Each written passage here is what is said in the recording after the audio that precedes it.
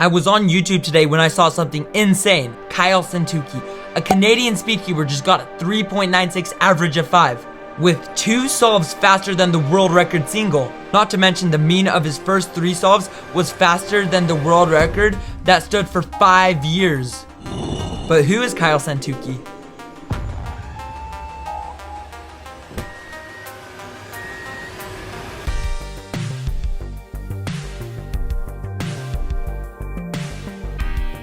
So, before I forget, for the duration of the video, I'm gonna call him Kyle, because his last name is so stupid hard to pronounce and I will probably butcher the pronunciation. So yeah, there's my lame excuse. Kyle is a Canadian speedcuber. Oh wait, I already said that. He has multiple sub-6 averages with a PR average of 5.93. He is known for having amazing and satisfying turning. He has gone over 14 TPS on many solves and holds the world best for 3x3 average of 4.20. But wait, isn't this the world best average, you might ask?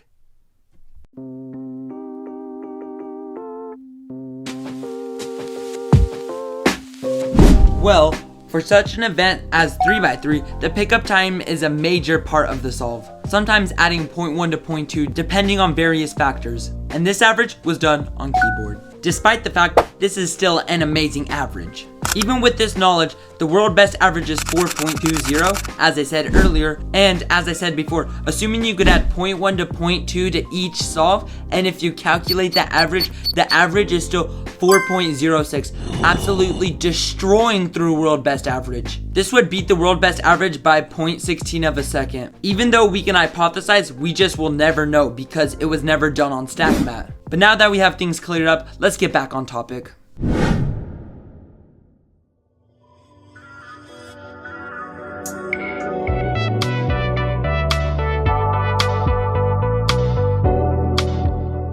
So, before getting back off topic, we are going to talk about the significance of these solves, reconstruct them, and talk about the future of Kyle's cubing career.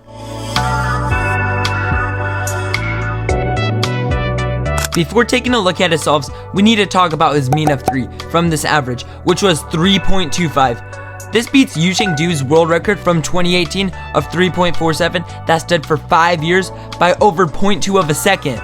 And it wasn't just a single, it was a mean of 3 solves. What's also crazy is that cubers tried to beat this world record for 5 years and couldn't do it.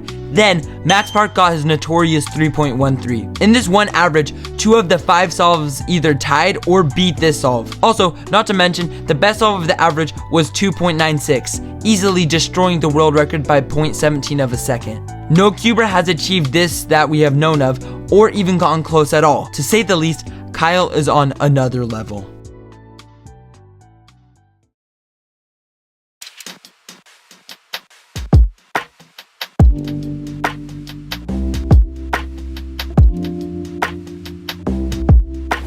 So, you are probably wondering, how did he do these solves? Well, I don't know. I'm not Kyle.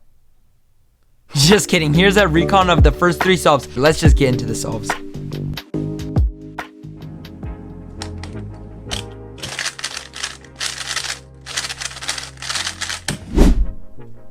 Alright, Scramble will be on screen right now.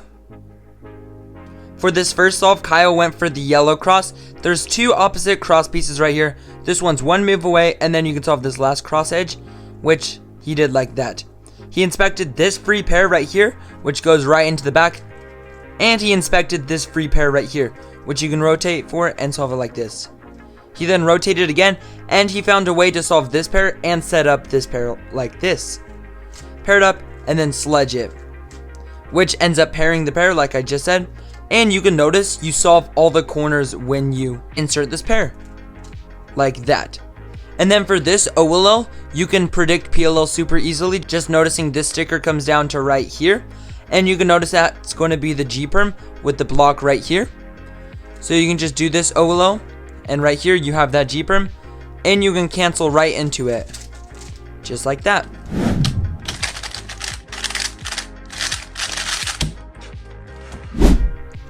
For the second solve, Kyle did something genius, making an X cross plus a free pair. You can notice this pair right here and this edge. If you do 1 move, it now solves this edge, and then you could pair up this block like that. But that's not what Kyle did yet. He first decided he was going to solve this orange cross edge over here, and take a look at this edge right here. You're going to solve it afterwards, And then this pair actually gets preserved after doing all these moves. He then did this, solving this cross edge, and then solved these two like this. And then to end the cross, he actually does a wide U to make it so this pair is rotationless into the back. He then did something genius. He decided to keyhole this edge in right there, setting up the last pair into a free pair. He then had a fat soon into a J perm.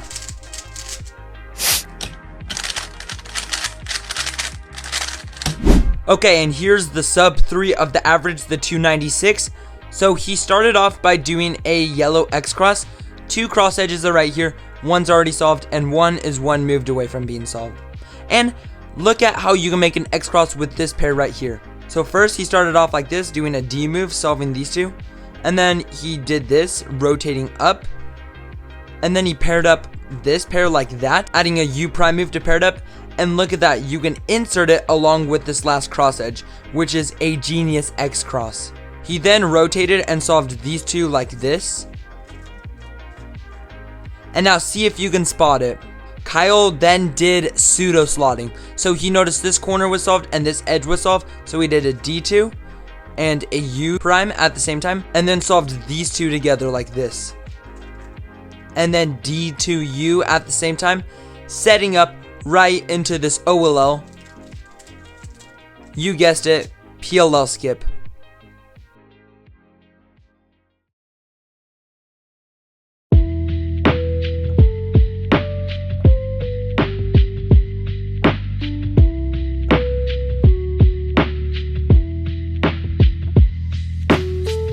When you think Timon, you think efficiency. When you think Yihang, you think TPS. When you think Max Park, you think look ahead. But when Kyle is brought up in a conversation, he is all three. He is the perfectly balanced speed cuber. He knows most ZPs, has insane turning, and still has great look ahead. So, if he's the perfectly balanced cuber, then why doesn't he have a world record yet?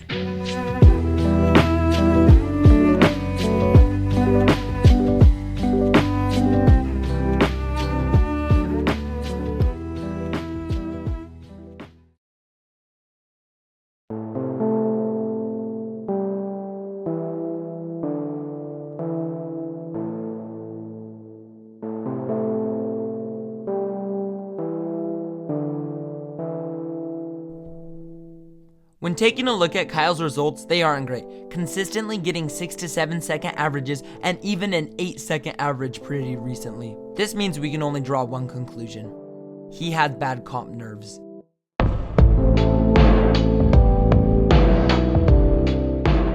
It seems while taking a look at his solves and comp, he doesn't trust his turning, as it seems that he's turning slower and a little more shaky.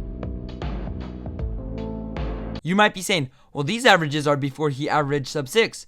But these averages were at the same time that he got his 4.20 world best average, as mentioned before. He also hasn't gone to as much competitions, only 15 in 2023. Let's compare this to Timon, where he went to 25 comps in 2023. One of the comps Kyle went to was a competition that only had one round of 3x3, so basically only 14 comps. In 2023, Timon did over 30 rounds of 3x3 more than Kyle, which means Timon has a 44% higher chance of getting a world record, assuming they average the same. We don't know if they average the same, as not much information has been given about their current average of 100, so all we can do is speculate and assume the averages that he posts at home are a good representation of what he averages overall. But for now, I guess we can't tell.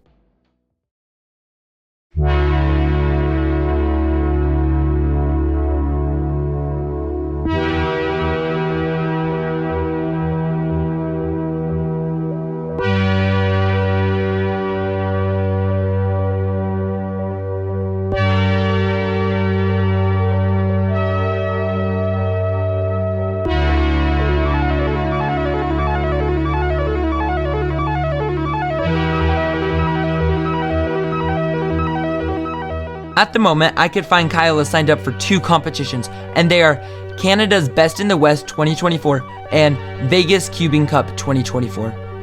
I think with good enough scrambles, and if he is in the zone, he has a chance to break the world record. That is, if he doesn't crumble under pressure. Hopefully this 3.96 average is a confidence booster, enabling him to perform better at comps and overcome the barrier that is mounted right in front of him. Be on the lookout for him. as you never know, he might be the next person to be on WCA Live World Records. Or will they fall short to mediocrity?